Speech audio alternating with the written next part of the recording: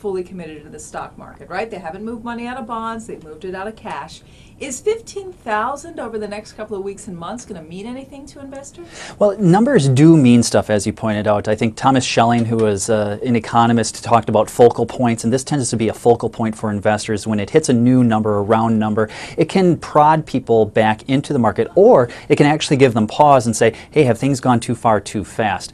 I tend to be of the opinion that there's some firm foundation to the markets here, and that I would expect investors will very slowly continue this slow migration that we've seen over the last few months back into riskier assets. And when do we see really a full-fledged move from treasuries into stocks, or don't we? I don't think that we will, mainly because a lot of the data suggests that people have been sitting in cash and cash equivalents and then slowly moving out into riskier assets, both on the fixed income side and onto the equity side. But there's still going to be, I think, a fundamental demand for treasuries. Maybe not as much as what we saw, and I'm actually somewhat hoping that we see people continuing to move out of the money markets and into some of the longer term equity and fixed income area.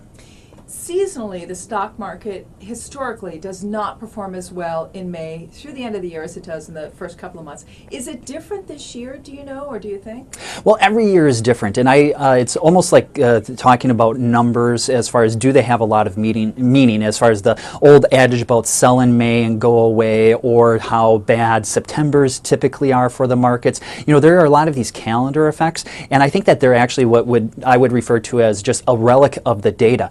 Some month has to be the worst. Some period of time on the calendar has to be the worst period for stocks, and it just so happens that it is the May and the summer doldrums. I don't think the equity markets are going to necessarily take a breather for the summer months. Big reason why is if you look over the last 3 years, we've always had some extraordinary factors built into it, whether or not it was part of the recovery from the financial crisis, which was stalling out, the tsunami in Japan, the debt ceiling debate. There was always some catalyst that caused the problems, and I just don't see the catalyst right now.